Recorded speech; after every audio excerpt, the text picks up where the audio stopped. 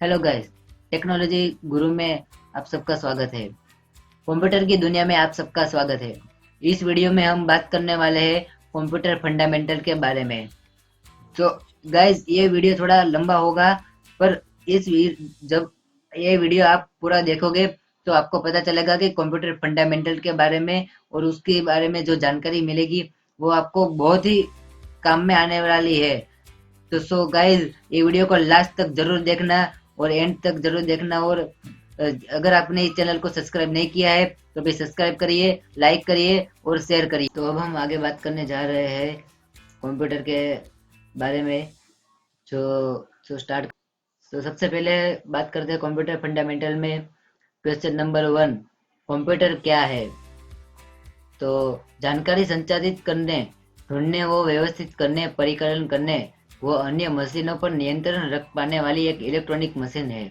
यह शब्द computer Latin के शब्द कंप्यूटर से लिया गया है। इसका अर्थ है कैलकुलेशन करना, या हिंदी में हम इसको बता सकते हैं कि गणना करना।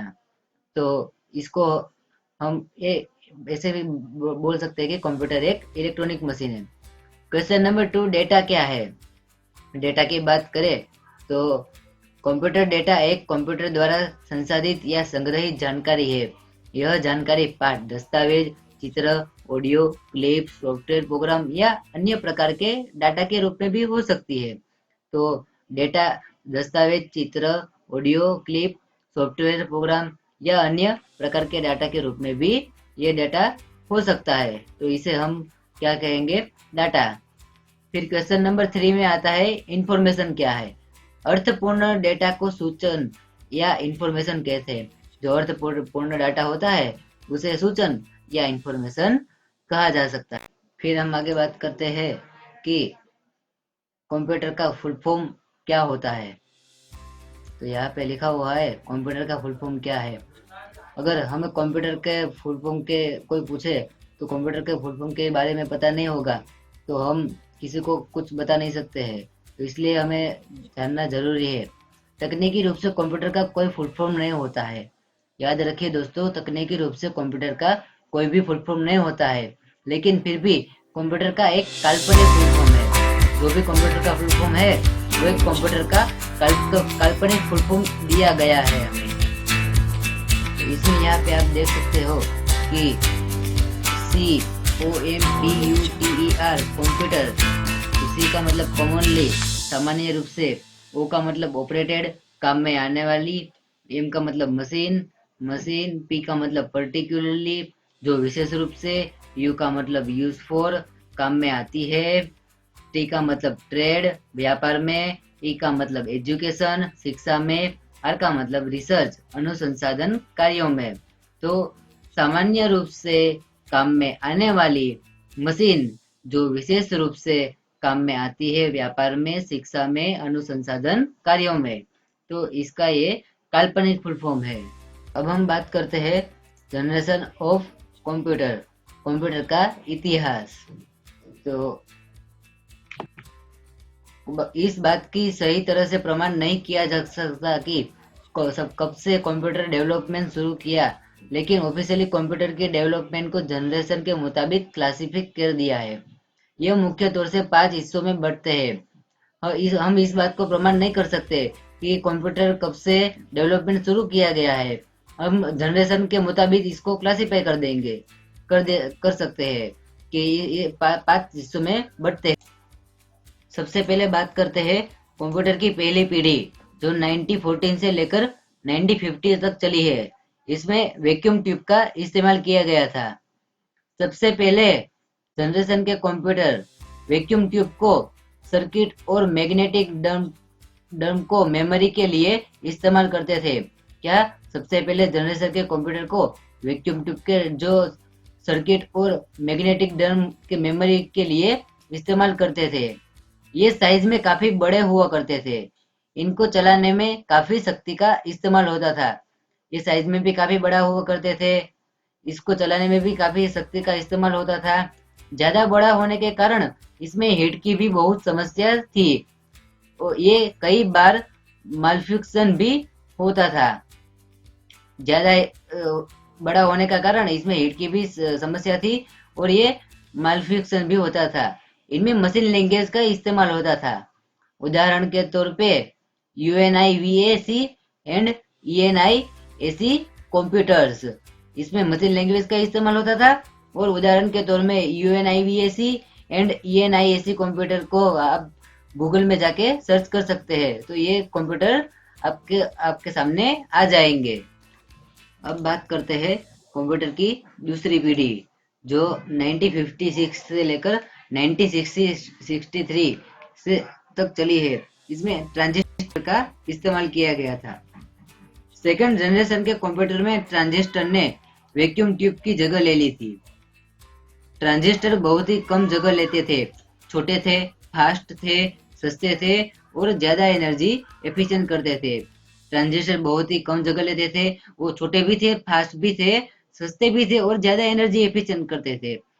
यहाँ पे जो ये आपको चित्र फोटो दिख रहा है, ये ट्रांजिस्टर का है। ये पहले जनरेशन के कंप्यूटर की तुलना में कम हीट जनरेट करते थे, लेकिन फिर भी इनमें हीट की समस्या अभी भी थी। ये पहले जनरेशन के कंप्यूटर की तुलना में हीट करते थे, पर लेकिन जो पहले जनरेशन के कंप्यूटर में बहुत ज्यादा हीट करते थे, लेकिन दूसरे पीढ़ी में इतने ज्यादा पहले जनरेशन के कंप्यूटर के तुलना में थोड़े कम हीट करते थे। अब हम बात करते हैं कंप्यूटर की तीसरी पीढ़ी, जो 1964 से लेकर 1971 तक चली है। इसमें इंटीग्रेटेड सर्किट का इस्तेमाल, मतलब कि आईसी होती है, उसका इस्तेमाल हुआ था। थर्ड जनरेशन के कंप्यूटर में पहली बार इंटीग्रेटेड सर्किट का इस्तेमाल किया गया था, जिसमें ट्रांजिस्टर को छोटे छोटे कर सिलिकॉन चिप के अंदर डाला जाता था, जिससे सेमीकंडक्टर कहा जाता है। इससे ये फायदा हुआ कि कंप्यूटर की प्रोसेसिंग करने की क्षमता काफी हद तक बढ़ गई थी।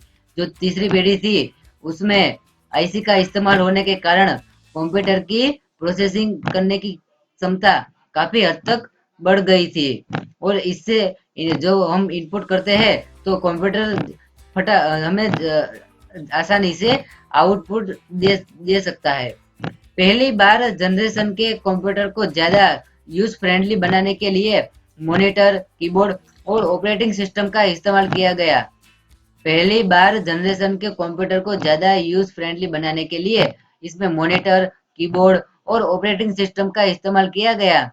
इससे पहली बार मार्केट में लॉन्च किया गया था। अब हम आगे बात करते हैं कंप्यूटर की चौथी पीढ़ी, जो 1971 से लेकर 1985 तक चली है। इसमें माइक्रो प्रोसेसर का इस्तेमाल किया गया था। फोर्थ जनरेशन की एक खासियत है कि इसमें कंप्यूटर का इस्तेमाल किया गया था। यहाँ पे जो आपको फोटो दिख रहा है, ये माइक्रो प्रोसेसर है।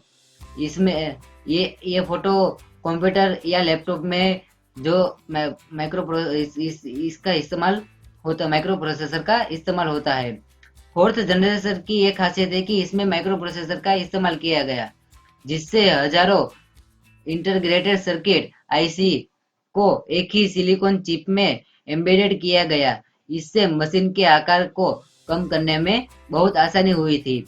जो कंप्यूटर की पहली पीढ़ी से लेकर तीसरी पीढ़ी तक थी, वो बहुत बड़े कंप्यूटर थे और जब चौथी पीढ़ी हुई तो उसमें क्या किया कि आईसी जो होती है उसको सिलिकॉन चिप में एम्बेडेड किया गया।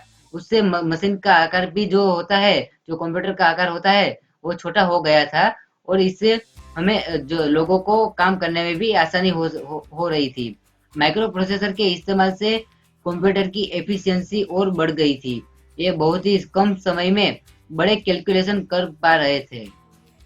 अब हम बात करते हैं कंप्यूटर की पांचवी पीढ़ी, जो 1985 से लेकर अभी तक चल रही है, जो प्रेजेंट आर्टिफिशियल इंटेलिजेंस।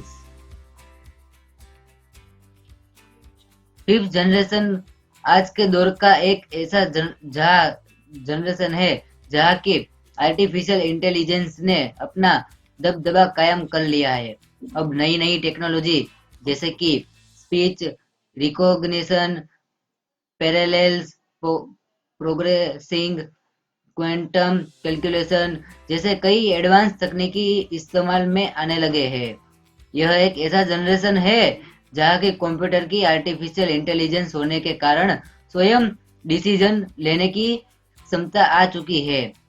धीरे धीरे इसके सारे काम ऑटोमेटेड हो जाएंगे। यह एक ऐसा जनरेशन है कि जहाँ कंप्यूटर की सारी आर्टिफिशियल इंटेलिजेंस होने के कारण स्वयं डिसीजन लेने की क्षमता आ चुकी है और धीरे धीरे इससे सारे काम ऑटोमेटेड हो जाएंगे। अब हम बात करते हैं कंप्यूटर का आविष्कार किसने किया। कंप्यूटर का आविष्कार किसने किया, हम इसके बारे में बात करने वाले हैं। आधुनिक कंप्यूटर का जनक किसे कहा जाता है। हम बात करने वाले हैं आधुनिक कंप्यूटर का जनक किसे कहा जाता है। ऐसे तो बहुत से लोगों ने इस कंप्यूटिंग फील्ड में अपना योगदान दिया है, लेकिन इन सब में से ज्यादा योगदान चार्ल्स बेबेज का है। ऐसे तो सब लोगों ने कंप्यूटर में अपना योगदान दिया है, लेकिन चार्ल्स बेबेज ने अपना योगदान सबसे ज्यादा दिया है। यहाँ पे जो आप फोटो देख रहे हो वो फोटो चार्ल्स बेबेज की है, क्योंकि उन्होंने ही सबसे पहले एनालाइटिकल इंजन सन 1837 में निकाला था। उनके इस engine ALU basic flow control bit integrated memory की कॉन्सेप्ट लागू की गई थी। इसी मॉडल पे ही बेस करके आजकल के कंप्यूटर को डिजाइन किया गया।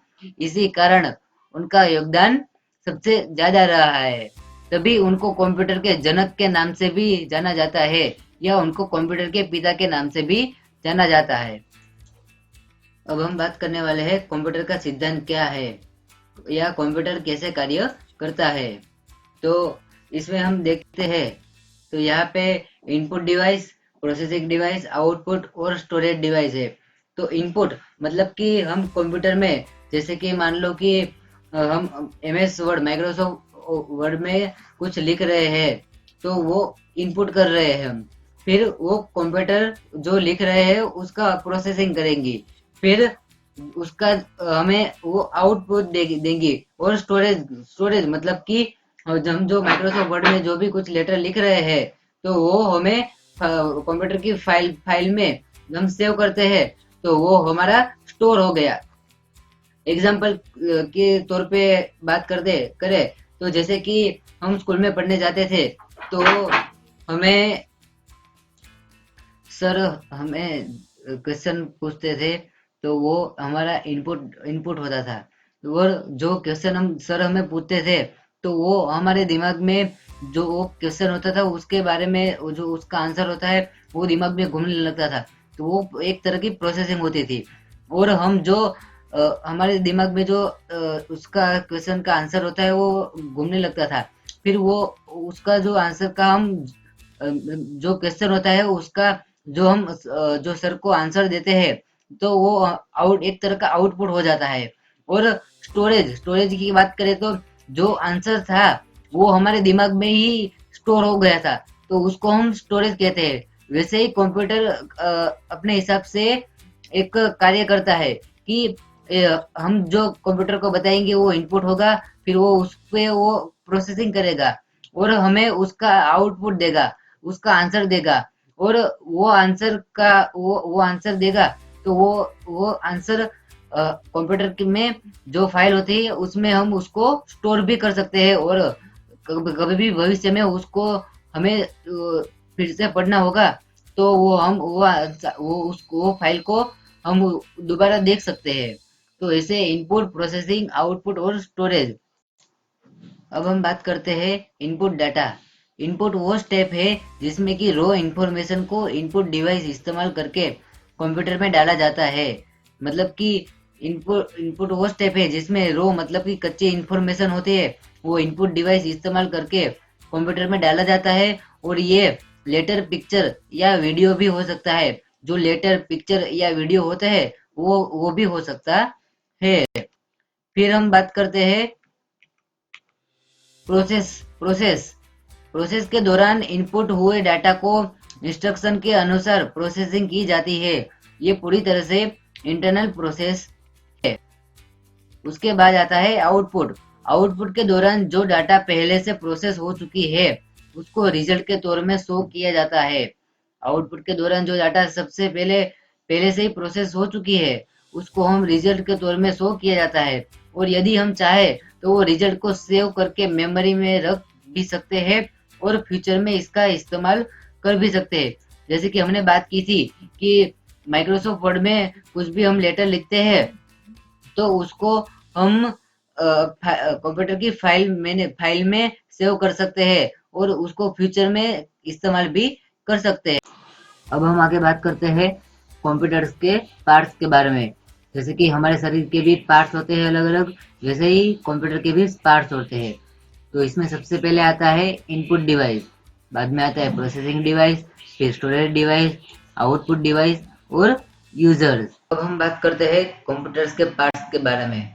तो इसमें सबसे पहले आता है इनपुट डिवाइस। आप में से बहुत से लोग जानते होंगे इनपुट डिवाइस क्या है, व्हाट इज इनपुट डिवाइस। पर बहुत ऐसे भी लोग होंगे जिनके लिए ये टर्म बिल्कुल नया ही होगा।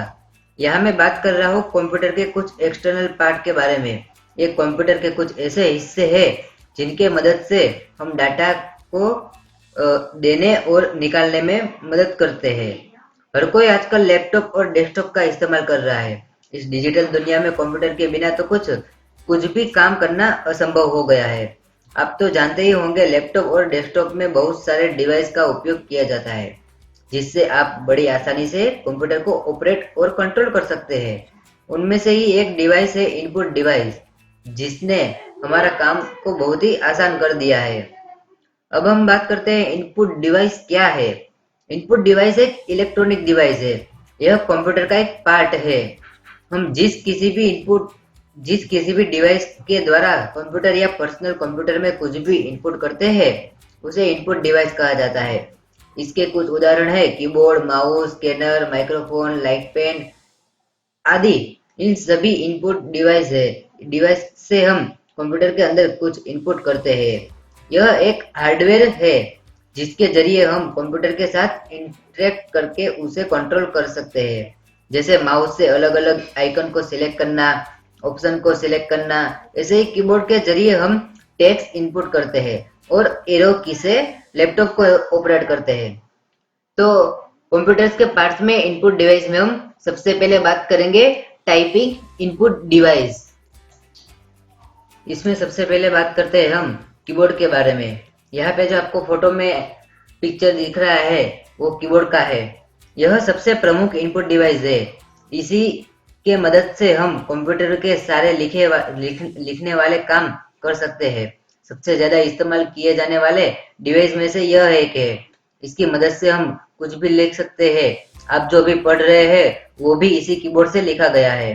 जैसे कि ईमेल भेजना, मैसेज भेजना, किसी को ऑनलाइन ट्रांसफर करना, ऑनलाइन शॉपिंग करना और अन्य कामों में भी हम इसे इस्तेमाल करते हैं। इन सभी कामों के लिए हमें कीबोर्ड की जरूरत पड़ती है। कीबोर्ड और डिस्क्रिप्शन टाइपिंग, इसमें सबसे पहले देखेंगे टाइपिंग की, मतलब कि लिखने वाली की। यह वो की है जिनसे हम कंप्यूटर में कुछ लिखने के लिए इस्तेमाल करते हैं। जैसे कि यहाँ पे आपको दिख रहा है टाइपिंग की में ए टू जेड, मतलब कैपिटल ए टू जेड और स्मॉल ए टू जेड, इसको हम लिख सकते हैं। तो इसको हम बोलेंगे टाइपिंग की। फिर आता है दूसरे नंबर पे न्यूमेरिक की, मतलब कि नंबर वाले की।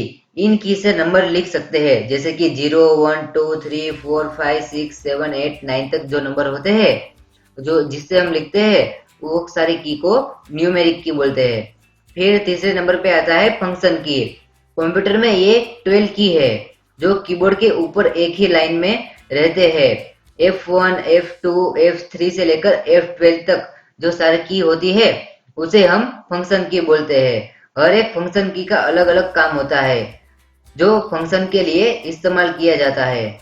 उसके बाद फोर्थ नंबर पे आता है कंट्रोल की। इन की को कर्सर और स्क्रीन को कंट्रोल करने के लिए किया जाता है, जैसे एरो या डायरेक्शन की, जिनको कर्सर को ऊपर नीचे दाएं बाएं मूव करने के लिए किया जाता है। कंट्रोल की को स्क्रीन को कंट्रोल और शॉर्टकट की बनाने के लिए किया जाता है। Home, end, accept, delete, page up, page down और कंट्रोल और अल्टर और एस्केप की, ये सारी की को कंट्रोल की कहते हैं। अब हम बात करते हैं टच पैड के बारे में। टच पैड कंप्यूटर हार्डवेयर का एक इनपुट डिवाइस है जिन्हें आप ज्यादातर अपने लैपटॉप और स्मार्टफोन में देखते हैं। इन्हें glide pad, glide point, pressure sensitive tablet और ट्रैक पैड भी कहा जाता है। लैपटॉप में इन्हें माउस की जगह इस्तेमाल किया जाता है और ये लैपटॉप में कर्सर को हिलाने के लिए और चिन्हित करने के लिए इस्तेमाल किए जाते हैं। इनकी सतह समतल होती है। टच पैड को आप अपने हाथों की उंगली से आसानी से कर इस्तेमाल कर सकते हैं। जिस दिशा में आप अपने हाथ की उंगली को हिलाते हो, उसी दिशा में टचपैड कर्सर को हिलता है। जैसे हर माउस में 2 बटन होते हैं, उसी तरह से टचपैड में भी 2 बटन दिए जाते हैं। पहला लेफ्ट क्लिक और दूसरा राइट क्लिक। इसका इस्तेमाल बिल्कुल माउस में दिए बटन की तरह ही किया जाता है। इसके अलावा कुछ टचपैड में आपको ऊपर नीचे जाने के लिए स्क्रॉल का ऑप्शन भी दिया होता है, जो माउस में एक दिए गए स्क्रॉल चक्र की तरह कार्य करता है।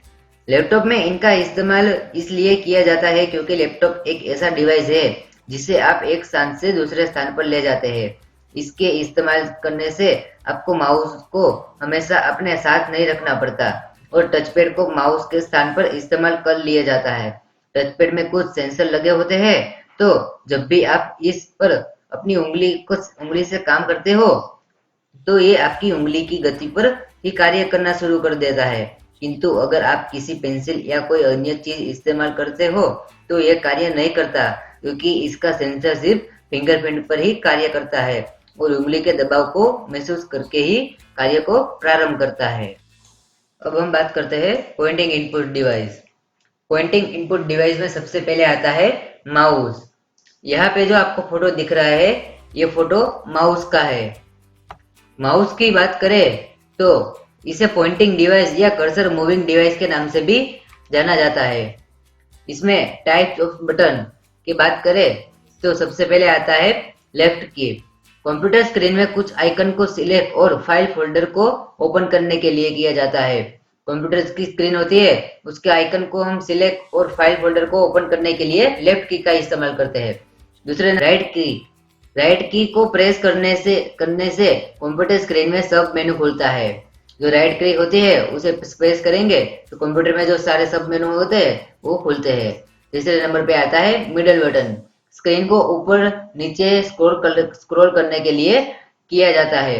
अगर स्क्रीन को हमें ऊपर करना है तो स्क्रॉल बटन को ऊपर की तरफ करेंगे तो स्क्रीन ऊपर होगी, और स्क्रॉल बटन को नीचे की तरफ करेंगे तो स्क्रीन नीचे की तरफ जाएगी। अब हम बात करते हैं ट्रैक बॉल के बारे में। यहाँ पे जो आपको फोटो दिख रहा है, ये ट्रैक बॉल का है।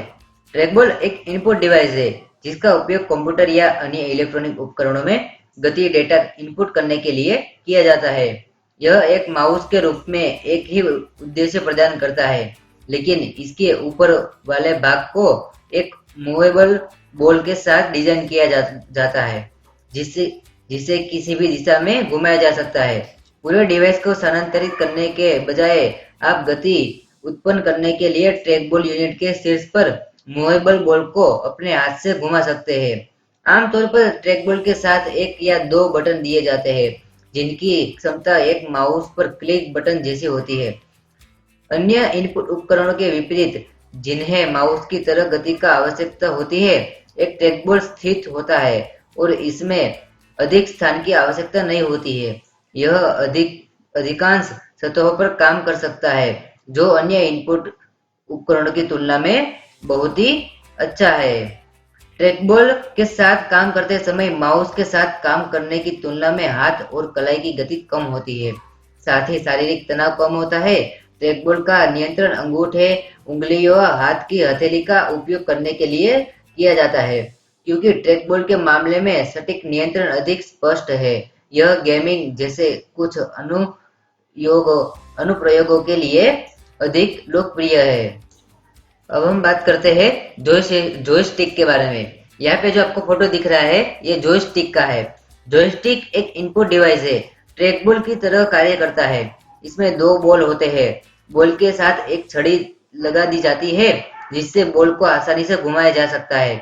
इसका उपयोग वीडियो गेम खेलने, सीएडी डिजाइन व सिमुलेटर प्रशिक्षण आदि में किया जाता है। जब हम इसे लेफ्ट में मूव करते हैं तो अंदर से राइट की ओर मूव करता है। ऊपर वाला बॉल डायरेक्शन के लिए किया जाता है और अंदर का बॉल सॉकेट में मूव करता है। अब हम बात करते हैं ग्राफिक टेबलेट के बारे में। यहाँ पे जो आपको फोटो दिख रहा है ये ग्राफिक टेबलेट का है।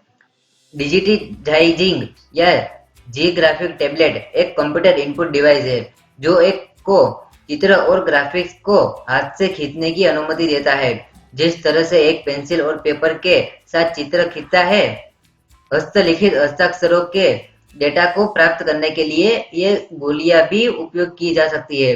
कुछ टेबलेट्स को माउस के लिए एक सामान्य प्रतिस्थापन के रूप में, डेस्कटॉप कंप्यूटर के लिए प्राथमिक बिंदु और नेविगेशन उपकरण के रूप में करना है। ये आर्किटेक्ट्स, इंजीनियरों और डिजाइनरों द्वारा डिजाइन किए गए उद्देश्यों जैसे भवनों, कारों, यांत्रिक भागों, रोबोट आदि के लिए कंप्यूटर एडेड डिजाइन में उपयोग किया जाता है। इन्हें नक्शे के डिजिटीकरण के लिए भौगोलिक सूचना प्रणाली में भी उपयोग किया जाता है। यहाँ पे जो आपको फोटो दिख रहा है ये आपको मालूम पड़ रहा होगा कि ये आर्किटेक्ट्स, इंजीनियरिंग और डिजाइनरिंग के लिए ग्राफिक टेबलेट का उपयोग होता है। अब हम बात करते हैं टच स्क्रीन के बारे में। यहाँ पे जो आपको फोटो दिख रहा है ये टच स्क्रीन है। टच स्क्रीन एक इलेक्ट्रॉनिक विजुअल डिस्प्ले होता है जिसे कि एक यूजर अपने उंगलियों को स्क्रीन के ऊपर टच करके कंट्रोल कर सकता है, यानी कि अपना काम कर सकता है। एक टच स्क्रीन यूजर को सिस्टम के साथ ज्यादा डायरेक्ट रूप से इंटरेक्शन करने के लिए मौका देता है कि माउस की तुलना में।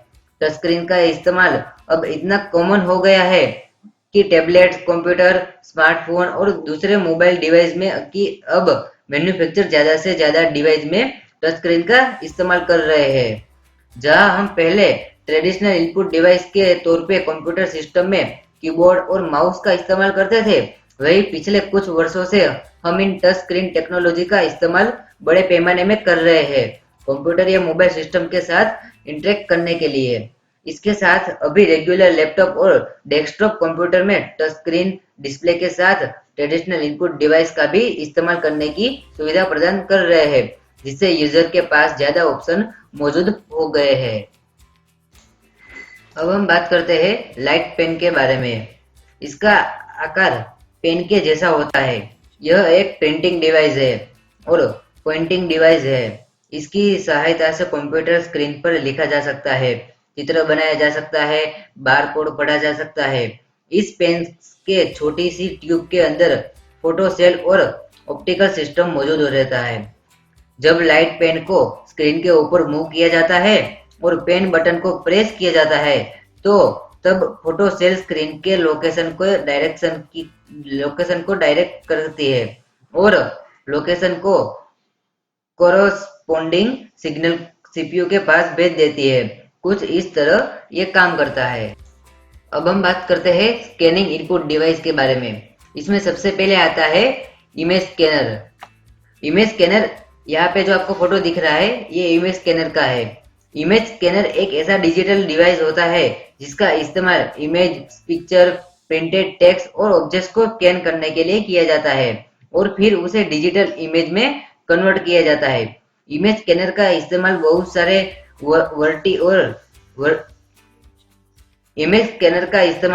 बहुत सारे वैरायटी के डोमेस्टिक और इंडस्ट्रियल एप्लीकेशन जैसे कि design, reverse engineering, authority, gaming और टेस्टिंग में किया जाता है। फ्लैट बेड स्कैनर का इस्तेमाल सबसे ज्यादा ऑफिस और घरों में किया जाता है। इसे जेरोक्स मशीन के नाम से भी जाना जाता है। आजकल के मॉडर्न इमेज स्कैनर डिसेंडेड है पहले जमाने के फैक्स इनपुट डिवाइस और टेलीग्राफिक इक्विपमेंट के।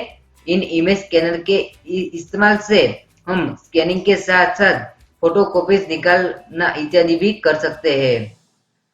इमेज स्कैनर का हम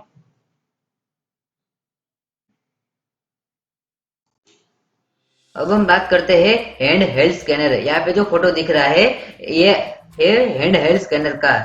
हैंड स्कैनर या हैंड हेल्ड स्कैनर छोटे छड़ी के आकार के उपकरण होते हैं। आप जिसे डॉक्यूमेंट को स्कैन करना चाहते हैं उसके संपूर्ण सतह क्षेत्र पर धीरे धीरे खींचकर एक हैंड स्कैनर का उपयोग करें। फ्लैट बेड स्कैनर के विपरीत हैंड स्कैनर आपको किसी भी आकार की वस्तु को स्कैन करने की अनुमति देते हैं। हालांकि फ्लैट बेड की तुलना में इसकी गुणवत्ता कम होती है। यहाँ पे जो आपको फोटो में दिख रहा है, जो हैंड स्कैनर है, उसको हम बारकोड को स्कैन कर रहे हैं, जिससे कि उसकी बारकोड में जो इंफॉर्मेशन है वो हमें मिल जाएगी। ये हैंड स्कैनर आपको बड़े बड़े मॉल वगैरह होते हैं, उसमें आपको देखने को मिलेंगे। अब हम बात करते हैं ऑडियो विजुअल इनपुट डिवाइस के बारे में। इसमें सबसे पहले आता है वीडियो कैमरा। सबसे पहले आपको ये समझना होगा कि ये शब्द कैमरा एक लैटिन वर्ड कैमरा ऑब्स्क्यूरा से लिया गया है, जिसका मतलब होता है डार्क चैम्बर। यदि हम पुराने समय की बात करें, तब टेक्नोलॉजी के इतने डेवलपमेंट के न होने से फिल्म कैमरा को ज्यादातर इस्तेमाल पिक्चर खींचने के लिए किया जाता था। वैसे अगर हम डिजिटल वीडियो कैमरा की बात करें, तब यह एक ऐसा कैमरा होता है जो इमेज और वीडियो को डिजिटल फॉर्मेट में कैप्चर करता है। आजकल बाजार में सबसे ज्यादा इसी तरह के कैमरे बेचे जा रहे हैं। इसमें इमेज सेंसर का प्रयोग किया जाता है, जिससे फोटो क्वालिटी और वीडियो क्वालिटी भी अच्छी आ सकती है। डिजिटल वीडियो कैमरा में फोटोज और वीडियो को स्टोर करने के लिए मेमोरी कार्ड का भी इस्तेमाल किया जाता है।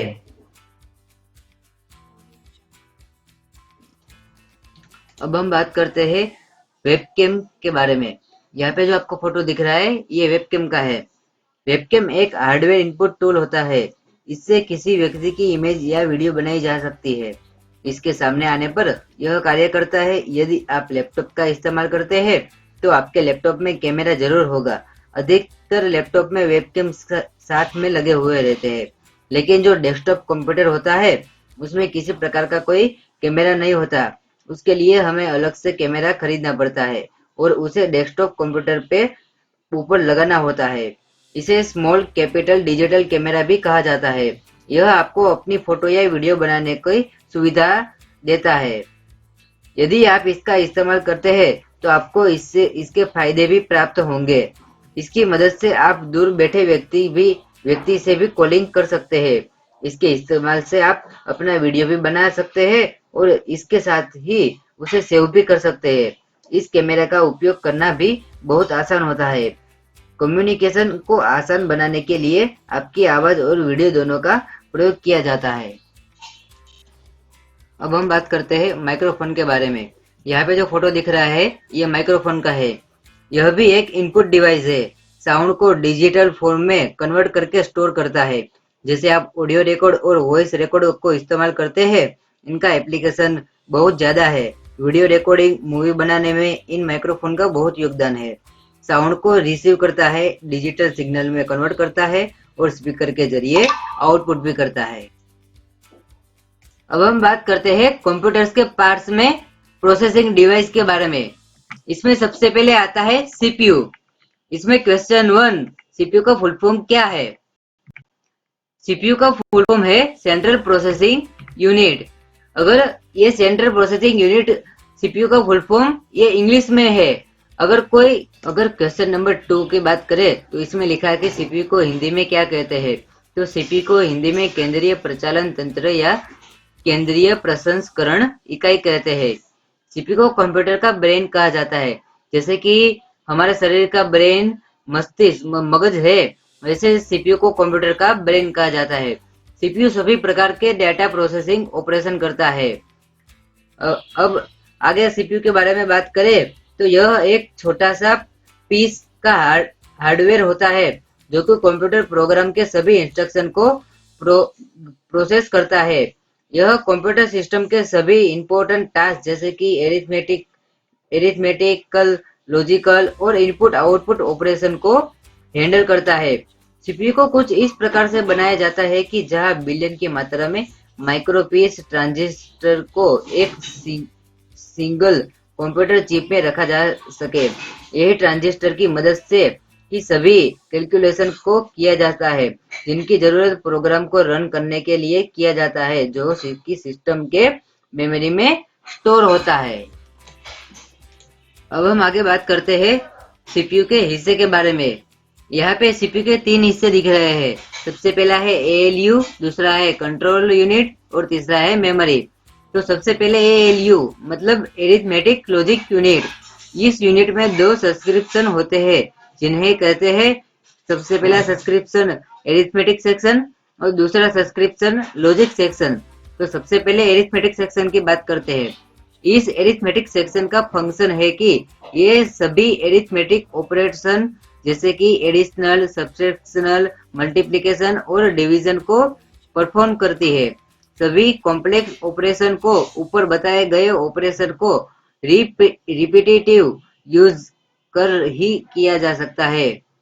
अब दूसरा सेक्शन की बात करते हैं, लॉजिक सेक्शन। इस लॉजिक सेक्शन का जो मुख्य फंक्शन है वो ये है कि सभी लॉजिक ऑपरेशन जैसे कि कंपेयरिंग, सिलेक्टिंग, मैचिंग और मर्जिंग और डेटा को परफॉर्म करती है। अब हम बात करते हैं कंट्रोल यूनिट। यह यूनिट कंप्यूटर के सभी पार्ट के ऑपरेशन को कंट्रोल करती है, लेकिन ये कोई एक्चुअल डेटा प्रोसेसिंग ऑपरेशन नहीं करती है। ये डेटा और इंस्ट्रक्शन को ट्रांसफर को कंट्रोल करने के लिए काम में आती है, जिन्हें कि कंप्यूटर के दूसरे यूनिट को ट्रांसफर करने के लिए किया जाता है। ये कंप्यूटर की सभी यूनिट को मैनेज और कोऑर्डिनेटर करने के लिए किया जाता है। ये मेमोरी से इंस्ट्रक्शन को प्राप्त करता है, इंटरप्रेट करता है और उन ऑपरेशन को कंप्यूटर तक डायरेक्ट करने के लिए इस्तेमाल किया जाता है। यह इनपुट आउटपुट डिवाइस के साथ कम्युनिकेशन करता है, डाटा ट्रांसफर करने के लिए और स्टोर करने के स्टोरेज से रिजल्ट के लिए। ये कोई भी चीज प्रोसेस नहीं करता और न ही कोई डाटा स्टोर करता है। अब हम मेमोरी के बारे में जानते हैं, तो मेमोरी के बारे में जानने के लिए हमें पहले कुछ देख लेते हैं। यहाँ पे जो ये फोटो आपको दिख रहा है ये सीपीयू का फोटो है। अब हम आगे बात करते हैं।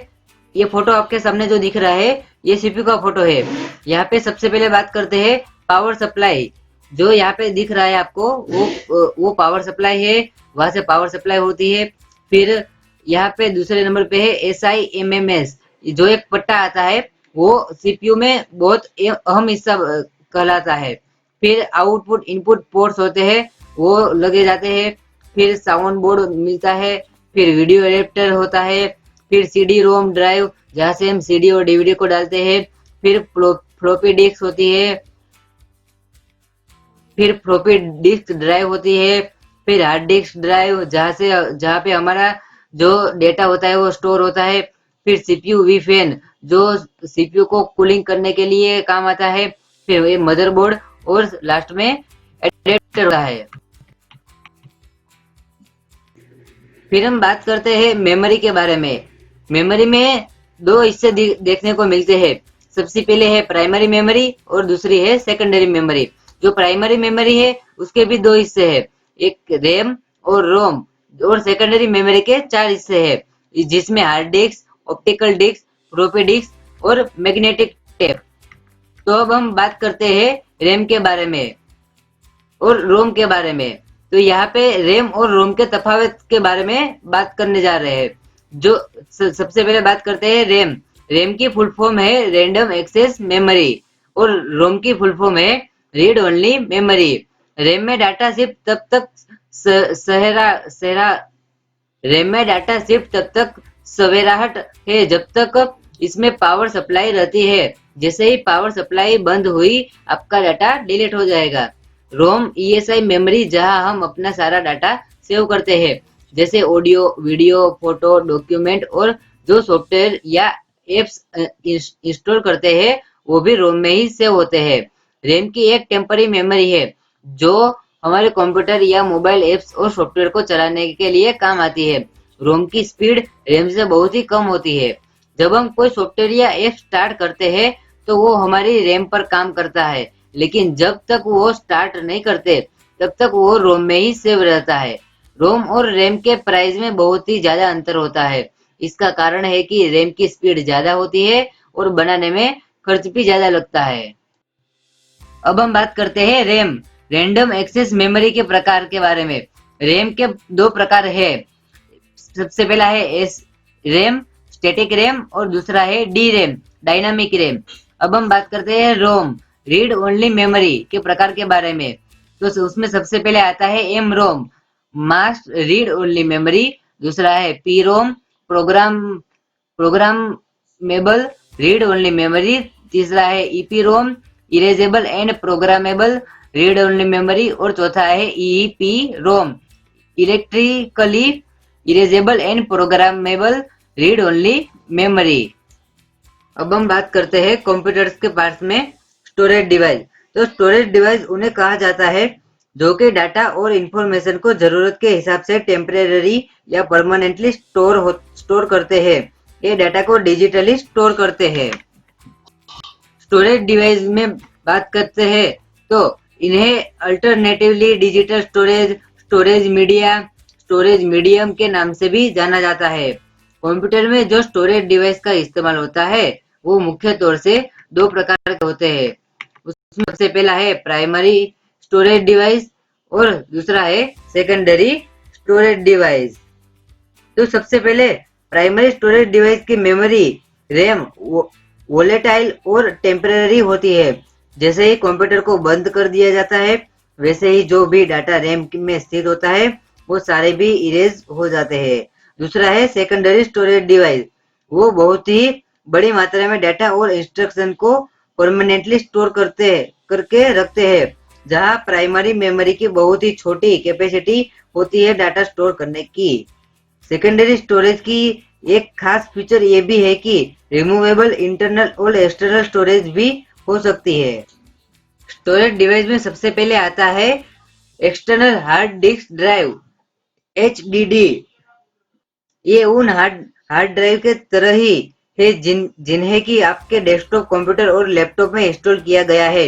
इनमें जो मेन अंतर है वो ये है कि इन्हें आप कंप्यूटर में प्लग कर सकते हैं या फिर उन्हें निकाल भी सकते हैं, और या फिर आप इन्हें मेन कंप्यूटर से सेपरेट भी रख सकते हैं। ये मुख्यतः दो साइज में मिलते हैं। सबसे पहला है डेस्कटॉप एक्सटर्नल हार्ड ड्राइव, जो कि करीब 3.5 इंच की होती है और जिन्हें डेस्कटॉप कंप्यूटर में इस्तेमाल किया जाता है। और दूसरा है पोर्टेबल एक्सटर्नल हार्ड ड्राइव, जो कि करीब 2.5 इंच की होती है और जिन्हें लैपटॉप में इस्तेमाल किया जाता है। दूसरे नंबर पर आता है solid state drive, SSD। Solid state drive दिखने में और काम करने में बहुत ही सिमिलरली होता है traditional mechanical magnetic hard drive के तरह, लेकिन ये इंटरनली पूरी तरह अलग होता है।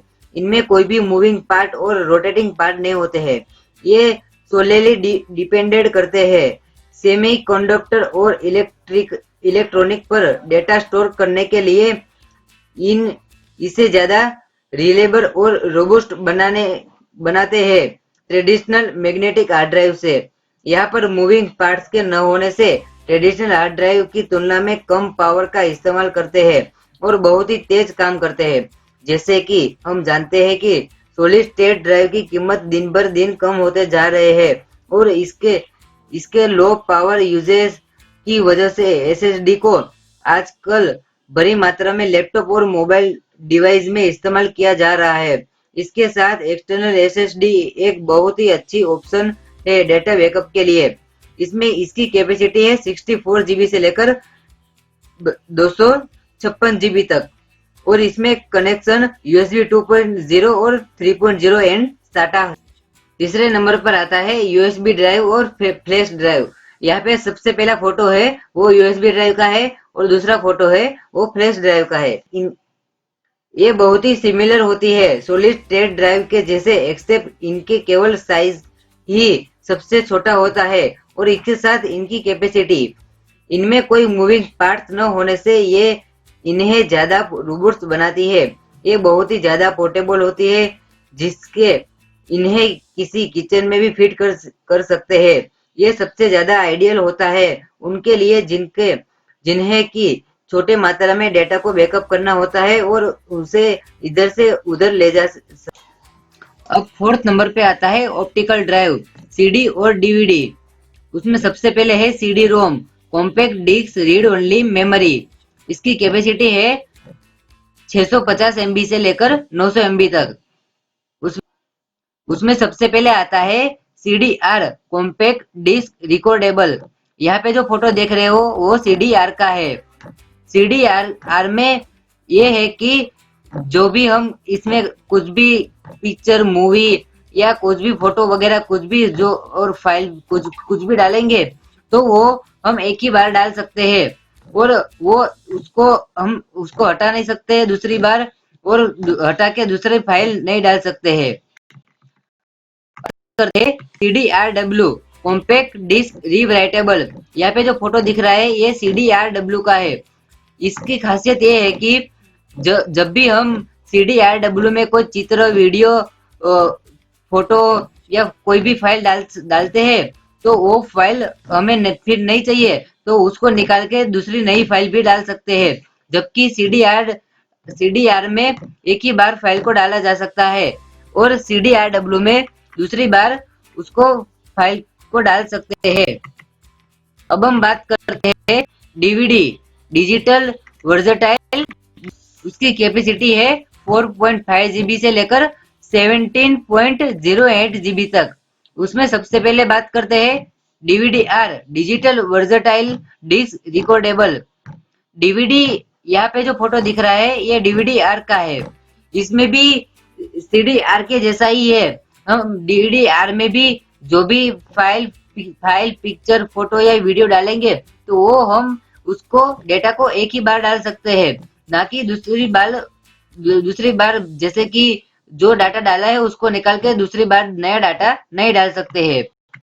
अब हम बात करते हैं DVD-RW की डिजिटल वर्सेटाइल डिस्क रीराइटेबल।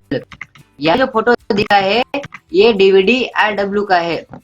जैसे ही CDRW में था वैसे ही DVD-RW में है। जैसे कि CDRW में हम कोई भी फाइल पिक्चर मूवी वीडियो कुछ भी डाल सकते हैं तो वो उसको दूसरी बार नया डालना हो तो वो निकाल के दूसरा नया डाल सकते हैं। वैसे ही DVD-RW में भी है। जैसे फाइल पिक्चर या वीडियो या कुछ भी फोटो हम डालते हैं तो उसको निकाल के हम दूसरे नए फोटो भी डाल सकते हैं। अब हम बात करते हैं कंप्यूटर के पार्ट्स में आउटपुट डिवाइस के बारे में। जिस किसी भी डिवाइस के द्वारा जब हम कंप्यूटर में कुछ इनपुट करने के बाद हमें जिस डिवाइस में आउटपुट मिलता है उसे हम आउटपुट डिवाइस कहते हैं। आउट का मतलब है बाहर और पुट का मतलब है रखना। पूरा मतलब हुआ बाहर रखना। प्रोसेस डाटा को यह डिवाइस बाहर रखती है जैसे कि monitor, speaker, printer, projector, plotter, ये उसके उदाहरण है। उसमें सबसे पहले आता है मॉनिटर। मॉनिटर में भी इसके दो प्रकार के हैं। पहले है CRT मॉनिटर।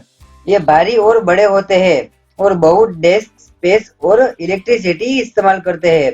यह सबसे पुरानी इस्तेमाल किए जाने वाली टेक्नोलॉजी है। यह कैथोड रे ट्यूब टेक्नोलॉजी आधारित है जो कि टेलीविजन के लिए बनाए गए थे, मगर ये मॉनिटर आजकल नहीं चलते हैं। दूसरे नंबर पे है LCD मॉनिटर। एक तरीके का फ्लैट पैनल डिस्प्ले है। ये CRT के मुकाबले नई तकनीक है। ये मॉनिटर कम डेस्क स्पेस इस्तेमाल करते हैं। यह कम वजन के होते हैं। यह मॉनिटर कम इलेक्ट्रिसिटी इस्तेमाल करते हैं। एक अरसे से यही मॉनिटर का इस्तेमाल किया जा रहा है। लैपटॉप और नोटबुक कंप्यूटर पे ये टच स्क्रीन का भी काम करते हैं। टैबलेट कंप्यूटर्स, मोबाइल फोन पे भी ये मॉनिटर का उपयोग होता है। अब हम बात करते हैं दूसरा नंबर पे है प्रिंटर। उसमें सबसे पहले आता है डेजी वाइल प्रिंटर। यह बोल्ड हेड टाइपराइटर जैसा ही है। इस प्रकार के प्रिंटर में प्लास्टिक या मेटल का बना हुआ पहिया रहता है जिसपे कैरेक्टर बने हुए रहते हैं। एक हथौड़ा रिबन के खिलाफ दबाया जाता है जिसपे एक कैरेक्टर बना हुआ रहता है। जब ये दबाव सफेद कागज पे पड़ता है तब एक कैरेक्टर बनता है। इस प्रिंटर से बहुत साफ कैरेक्टर प्रिंट कर सकते हैं लेकिन ग्राफिक वाले नहीं कर सकते हैं। अब हम बात करने जा रहे हैं डॉट मैट्रिक्स प्रिंटर के बारे में। यहाँ पे जो आपको फोटो दिख रहा है ये डॉट मैट्रिक्स प्रिंटर का फोटो है। इसमें लिंक रिबन के विरुद्ध पिन स्ट्रिक करने के बाद कैरेक्टर बनता है। जब पिन एक बार कागज से टकराती है तब वह एक डॉट बनता है और एक सारे डॉट के मिलने से एक कैरेक्टर बनता है। इंक जेट एक प्लेन पेपर के ऊपर लिंक इंक को स्प्रे किया जाता है जिससे हाई क्वालिटी टेक्स्ट और ग्राफिक पेपर पे ड्रॉ होता है। अब हम बात करने जा रहे हैं थर्ड, लेजर प्रिंटर। यहाँ पे जो आपको फोटो दिख रहा है ये लेजर प्रिंटर का है। आप सभी ने शायद स्कूल में या कॉलेज में या कहाँ पे भी ऑफिस में भी ये प्रिंटर देखा होगा। जेरोक्स मशीन में जिस टेक्नोलॉजी का इस्तेमाल किया गया है वही टेक्नोलॉजी इसमें भी है। लेजर प्रिंटर से भी बहुत हाई क्वालिटी टेक्स्ट और ग्राफिक प्रिंट कर सकते हैं। फिर हम बात करते हैं fourth, line printer. Line printer, इसमें एक ही लाइन में बहुत सारे पाइंस या कैरेक्टर होते हैं जिसे एक सेंटेंस को प्रिंट करने में काफी कम समय लगता है। बहुत तेज होने के बावजूद लो क्वालिटी कंटेंट प्रिंट करता है ये प्रिंटर। तो फिर हम बात करते हैं 5, थर्मल प्रिंटर। यहाँ पे जो फोटो दिख रहा है ये थर्मल प्रिंटर का है। इनके नाम में ही एक थर्मल है, तो मतलब इसमें हीट सेंसिटिव पेपर का इस्तेमाल किया जाता है। हीट पिंस को हीट सेंसिटिव पेपर में पुश किया जाता है। इसका इस्तेमाल कैलकुलेटर और फैक्स मशीन में किया जाता है। अब तीसरा है प्लॉटर। प्लॉटर का उपयोग बड़े बड़े कागज पर उच्च गुणवत्ता वाले रेखाचित्र व ग्राफ प्राप्त करने के लिए किया जाता है। इसका उपयोग मुख्यतः इंजीनियरिंग, भवन निर्माण, सिटी प्लानिंग, मैप आदि में किया जाता है। एक ऐसी आउटपुट डिवाइस है जो कि कंप्यूटर के द्वारा दिए गए कमांड के मुताबिक पिक्चर ड्रॉ करते हैं। प्लॉटर और प्रिंटर में काफी फर्क है। इनमें पेन का इस्तेमाल होता है कुछ ड्रॉ करने के लिए। मल्टी कलर प्लॉटर, अलग अलग कलर के पेन का यूज किया जाता है। अगर बात पैसे की है तो ये डिवाइस प्रिंटर से काफी महंगी होती है। इनका इस्तेमाल इंजीनियरिंग एप्लीकेशन में किया जाता है। फिर हम बात करते हैं फोर्थ नंबर, स्क्रीन प्रिंटर की। प्रोजेक्टर, यह भी एक आउटपुट डिवाइस है। इसके इस्तेमाल से कंप्यूटर के स्क्रीन के सभी गतिविधियों को बड़े पर्दे पर दिखाया जाता है। इसके इस्तेमाल से हम प्रेजेंटेशन दिखा सकते हैं। इस डिवाइस के आउटपुट को कोई दीवार या फिर सफेद पर्दे पे डिस्प्ले कर सकते हैं। आमतौर पे जिस सरफेस पे लाइट को प्रोजेक्टर किया जाता है वह सरफेस साइज में बड़ा, सीधा और सफेद कलर का होना चाहिए। प्रोजेक्टर का इस्तेमाल मूविंग इमेज, स्लाइड शो और वीडियो को प्ले करने के लिए किया जाता है। इसे बहुत संख्यक लोगों को प्रेजेंटेशन दिखा सकते हैं। इस डिवाइस का साइज भी छोटा होता है और वेट भी कम होता है।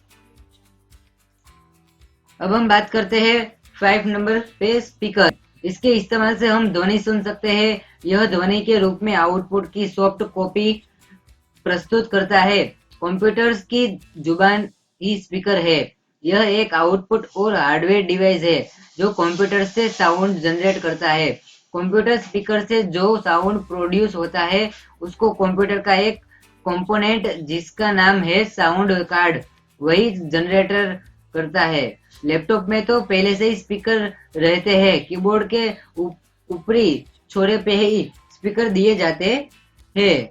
स्पीकर एक कोन, एक लोहे का तार, एक चुंबक और हाउसिंग से बनाया जाता है। जब स्पीकर किसी डिवाइस से बिजली के इनपुट को प्राप्त करता है तो वह इसे आगे और पीछे बढ़ाने के कारण एक वाइब्रेशन बढ़ता है और इसी वाइब्रेशन के कारण साउंड निकलता है। अपने कानों से इस आवाज को सुन सकते हैं। अब हम बात करते हैं टाइप ऑफ कंप्यूटर सिस्टम। सबसे पहले आता है एनालॉग कंप्यूटर। एनालॉग, यहाँ पे जो फोटो दिख रहा है आपको, ये एनालॉग कंप्यूटर का है। एनालॉग कंप्यूटर उन कंप्यूटर को कहा जाता है जो कि एनालॉग सिग्नल का इस्तेमाल करते हैं इंफॉर्मेशन डिस्प्ले करने के लिए। एनालॉग कंप्यूटर का इस्तेमाल एनालॉग डाटा को प्रोसेस करने के लिए किया जाता है। ये एनालॉग डाटा कंटिन्यूस नेचर के होते हैं, जो कि डिस्क्रीट या सेपरेट नहीं होते हैं। इन डाटा में temperature, pressure, speed, weight, voltage, depth इत्यादि मुख्य होते हैं। इनमें इंफॉर्मेशन जो कि कंटिन्यूस फॉर्म होते हैं उन्हें कर्व्स के आकार में डिस्प्ले किया जाता है। इनका इस्तेमाल कंटिन्यूस फिजिकली क्वांटिटीज जैसे कि current flow, temperature, blood pressure, heartbeat को मिसयूज करने के लिए। अब हम बात करते हैं सेकंड नंबर, डिजिटल कंप्यूटर। यहाँ पे जो आपको फोटो दिख रहा है वो डिजिटल कंप्यूटर का है। एक डिजिटल कंप्यूटर, जैसे कि इसके नाम से ही पता चलता है, ये बताता है कि डिजिटल के साथ काम करते हैं, जो कि रिप्रेजेंटेशन करते हैं न्यूमेरल्स, लेटर्स या कोई दूसरा special symbols. Digital computer operate करते हैं इनपुट के आधार पर, जो कि ऑन ऑफ टाइप होते हैं, और इनकी आउटपुट भी ऑन ऑफ सिग्नल के फॉर्म में होती है। नॉर्मली ऑन के रिप्रेजेंट किया जाता है एक से, और वही ऑफ के रिप्रेजेंट किया जाता है एक जीरो से। Third, hybrid computer. यहाँ पे फोटो पे आपको दिख रहा है, ये हाइब्रिड कंप्यूटर है। यह एक हाइब्रिड कंप्यूटर असल में एक कॉम्बिनेशन होता है डिजिटल और एनालॉग कंप्यूटर्स का। इसमें दोनों ही प्रकार के कंप्यूटर के बेस्ट फीचर को आपस में कॉम्बिने किया गया होता है, जो कि एनालॉग कंप्यूटर की स्पीड और डिजिटल कंप्यूटर की मेमोरी और एक्यूरेसी। हाइब्रिड कंप्यूटर का इस्तेमाल उन सभी स्पेशलाइज एप्लीकेशन में किया जाता है जहाँ की दोनों प्रकार के डाटा को प्रोसेस करने की जरूरत होती है। इससे ये यूजर की मदद करते हैं दोनों प्रकार के डाटा को प्रोसेस करने में। उदाहरण के लिए एक पेट्रोल पंप में एक प्रोसेसर होता है जो कि कन्वर्ट करता है फ्लो मेजरमेंट को क्वांटिटी और प्राइस वैल्यू में। वही एक hospital intensive care unit ICU में एक एनालॉग डिवाइस का इस्तेमाल होता है पेशेंट को ब्लड प्रेशर और टेम्परेचर को मापने के लिए, जिसके बाद कन्वर्ट और डिस्प्ले किया जाता है डिजिटल के फॉर्म में। तो हमने जाना कि एनालॉग कंप्यूटर, दूसरा digital computer and hybrid computer. अब हम बात करने जा रहे हैं आकार के आधार पर कंप्यूटर के प्रकार बेस्ड ऑन साइज। इसमें सबसे पहले आता है सुपर कंप्यूटर। यहाँ पे जो आपको फोटो दिख रहा है ये सुपर कंप्यूटर का है। ये computer multi user multi processor large computer होते हैं जिनकी बहुत ही ज्यादा एफिशिएंटी होती है और साथ में स्टोरिंग कैपेसिटी भी होती है। इन सुपर कंप्यूटर में बहुत ही डिफिकल्ट और कॉम्प्लेक्स प्रॉब्लम को सॉल्व करने की क्षमता होती है, वो भी कुछ ही नैनो सेकंड के भीतर। इसमें बहुत से RISC प्रोसेसर का इस्तेमाल किया गया होता है। इसे बनाने के लिए सुपर कंप्यूटर सबसे फास्ट और सबसे ज्यादा कीमती कंप्यूटर होते हैं। इन कंप्यूटर का इस्तेमाल कॉम्प्लेक्स साइंस और इंजीनियरिंग प्रॉब्लम को हल करने के लिए होते हैं। सुपर कंप्यूटर में पैरेलल प्रोसेसिंग का इस्तेमाल होता है, जिससे कि इसकी प्रोसेसिंग सबसे ज्यादा होती है, जिससे कि बहुत से सीपीयू को एक ही समय में इस्तेमाल किया जाता है। एक टाइपिकल सुपर कंप्यूटर एक सेकंड में करीब 10 ट्रिलियन इंडिविजुअल कैलकुलेशन करता है। तो ANURAG भी भारत के एक सुपर कंप्यूटर मिस्टर सेमाउल क्रे ही वो इंसान है जिन्होंने की दुनिया का सबसे पहला सुपर कंप्यूटर डेवलप किया था सन 1976 में, जिसका नाम क्रे 1 रखा गया था। अब हम बात करते हैं सेकंड नंबर पे main frame computer. Main frame इसका मतलब बिग आयरन कंप्यूटर, जो कि दिखने में बहुत ही बड़े लोहे के इमारत के तरह होते हैं। ये बहुत हद तक सुपर कंप्यूटर के तरह ही होते हैं। वही इन दोनों में जो मेन अंतर है वो ये है कि एक सुपर कंप्यूटर अपनी सभी रॉ पावर का इस्तेमाल करता है, वो भी सब कुछ टास्क के लिए ही। वही एक मेन फ्रेम का इस्तेमाल बहुत से कार्यों को एक साथ ही करने के लिए इस्तेमाल किया जाता है। इनकी इस प्रकार की नेचर के लिए मेन फ्रेम को अक्सर इम्प्लॉय किया जाता है। बड़े ऑर्गेनाइजेशन में बुल्क डाटा प्रोसेसिंग जैसे कि सेंसियर इंडस्ट्री और consumer statistic enterprise reserve planning और ट्रांजिशन प्रोसेसिंग में। वही ये ज्यादा पावर मल्टी यूजर कंप्यूटर होने के वजह से इसका इस्तेमाल लार्ज बिजनेस ऑर्गेनाइजेशन में, एग्जामिनेशन डिपार्टमेंट में एग्जामिनेशन के लिए, इंडस्ट्री और डिफेंस में ऐसे डाटा को प्रोसेस करने के लिए क्या जो बहुत ही कॉम्प्लेक्स होते हैं। ये बड़ी ही आसानी से बहुत सारे रिक्वेस्ट को जल्दी से प्रोसेस कर सकती है। ये बहुत से सीपीयू के डाटा प्रोसेसिंग प्रोसेसर के करने के लिए होता है। करीब 100 यूजर से भी ज्यादा यूजर एक समय में मेन फ्रेम कंप्यूटर का इस्तेमाल कर सकते हैं, क्योंकि ये टाइम शेयरिंग मोड के आधार पर कार्य करती है। इसकी वर्ड लेंथ होती है 48 बिट से 64 बिट तक। आईबीएम ने सबसे पहला मेन फ्रेम कंप्यूटर बनाया था सिस्टम 316 सन 1946 में। अब हम बात करते हैं third, mini computer. Mini computer बड़े और ज्यादा पावरफुल होते हैं।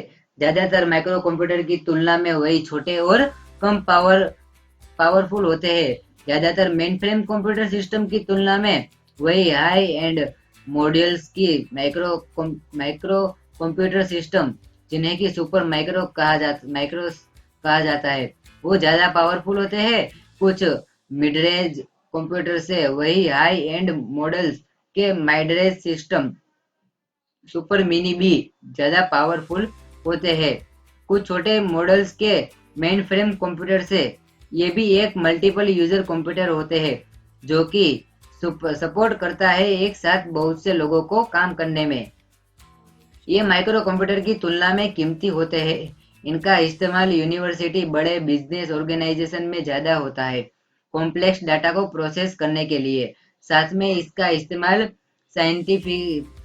Scientific research, industry maintenance, system engineering, analysing, industrial processor monitoring और कंट्रोल में भी होता है। मिनी कंप्यूटर के उदाहरण पीडीपी 11 एंड वेक्स है। अब हम बात करते हैं फोर्थ नंबर, माइक्रो कंप्यूटर। यहाँ पे जो आपको फोटो दिख रहा है, ये माइक्रो कंप्यूटर है। माइक्रो कंप्यूटर को पर्सनल कंप्यूटर भी कहा जाता है, क्योंकि ये एक ऐसा कंप्यूटर होता है जिससे कि डिजाइन किया गया होता है एक यूजर के काम करने के लिए, वो भी एक ही समय में। ये टर्म माइक्रो कंप्यूटर संबंधित है एक टर्म माइक्रो प्रोसेसर से, जिसका इस्तेमाल होता है एक पर्सनल कंप्यूटर के साथ कुछ कार्य करने के लिए, जैसे कि डाटा को प्रोसेस करने के लिए और इंस्ट्रक्शन कोड को भी। ये एक बहुत ही कॉमन टाइप का कंप्यूटर होता है इस्तेमाल करने के लिए। डेस्कटॉप कंप्यूटर को मोबाइल होने के लिए नहीं बनाया गया है। इन्हें एक स्थान से दूसरे स्थान तक लिए जा सकता है, लेकिन बहुत ही कम, और जहां पर सही पावर सप्लाई हो वहां पर। यह एक फिक्स कंप्यूटर होता है।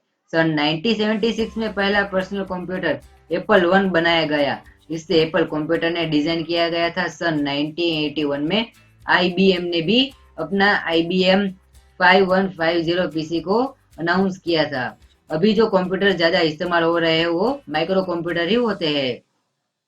इन्हें होम पीसी या पर्सनल कंप्यूटर पीसी भी कहते हैं, क्योंकि ये सिंगल यूजर के द्वारा इस्तेमाल किया जाता है। ये कंप्यूटर सपोर्ट करता है बहुत से high level language, multimedia graphic, 3D graphic और गेम्स। ये ज्यादा पॉपुलर होते हैं स्टूडेंट्स, प्रोफेशनल के बीच, क्योंकि इनकी छोटे साइज, लो पावर और लो मेंटेनेंस कॉस्ट के कारण। साथ ही में इन्हें ऑपरेट करना भी इतना ही आसान होता है। इन माइक्रो पीसी के कारण ही इंटरनेट बहुत ही कम समय में इतना ज्यादा पॉपुलर हो गया, और ये सभी इनकम ग्रुप के लिए अवेलेबल होता है। अब हम बात करते हैं फिफ्थ नंबर में, लैपटॉप कंप्यूटर। यहाँ पे जो स्क्रीन में दिख रहा है ये लैपटॉप कंप्यूटर है। ये लैपटॉप हेल्ड कंप्यूटर्स रिप्लेसमेंट नहीं है डेस्कटॉप कंप्यूटर्स के लिए, जहाँ डेस्कटॉप कंप्यूटर का इस्तेमाल मेजर प्रोसेसिंग फंक्शन को परफॉर्म करने के लिए होता है। वही इन लैपटॉप का इस्तेमाल भी थोड़े कम कॉम्प्लेक्स कार्य में होते हैं।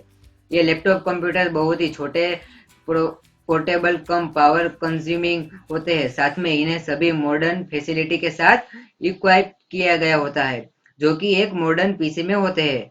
ये कंप्यूटर पूरी तरह से बैटरी से ऑपरेटेड होते हैं। वही इन्हें इनकी स्टोरेज कैपेसिटी एक पर्सनल कंप्यूटर की तुलना में कम होती है, लेकिन इन्हें कभी भी और कहीं पे भी ले जाया जा सकता है और साथ में इस्तेमाल भी किया जा सकता है।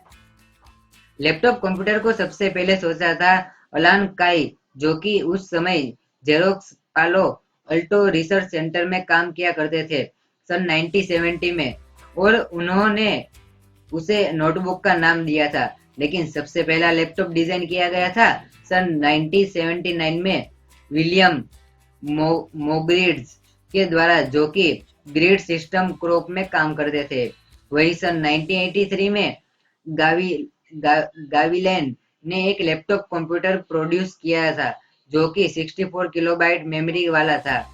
उनमें MS DOS operating system, touchpad, mouse, portable printer भी थी, जिसकी वेट 9 आईबी के आसपास थी।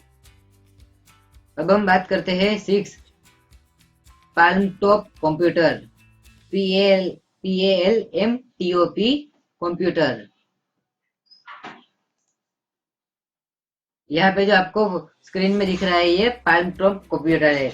जैसे जैसे लोगों को कंप्यूटर के बारे में पता चला, वो इसका ज्यादा से ज्यादा इस्तेमाल करने लगे, जिसके कारण वैज्ञानिकों को एक नए कंप्यूटर की खोज करनी पड़ती है, जिससे कि लोगों की जरूरतों को आसानी से पूर्ण किया जा सके।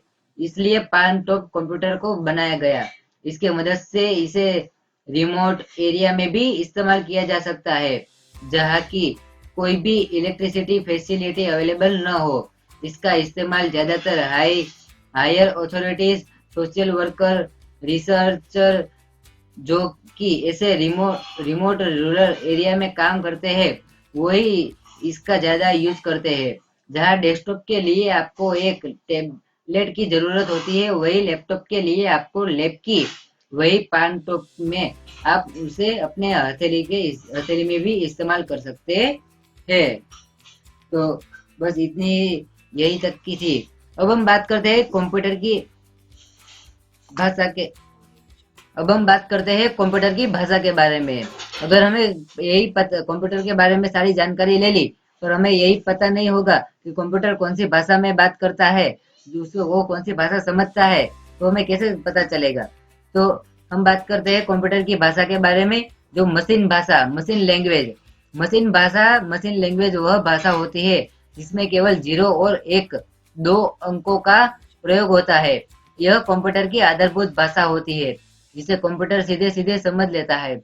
मशीनी भाषा बाइनरी कोड में लिखी जाती है, जिसके केवल 2 अंक होते हैं, 0 और 1, क्योंकि कंप्यूटर मात्र बाइनरी संकेत अर्थात 0 और 1 को ही समझता है, और कंप्यूटर का सर्किट यानी परिपथ इन बाइनरी कोड को पहचान लेता है और इसे विद्युत संकेत, इलेक्ट्रिकल सिग्नल में परिवर्तित कर लेता है। इसमें 0 का मतलब लो या ऑफ है, और 1 का मतलब हाई या ऑन है। तो हमें आपको समझ में आ गया होगा कि कंप्यूटर मशीन भाषा, मशीन लैंग्वेज का इस्तेमाल करती है।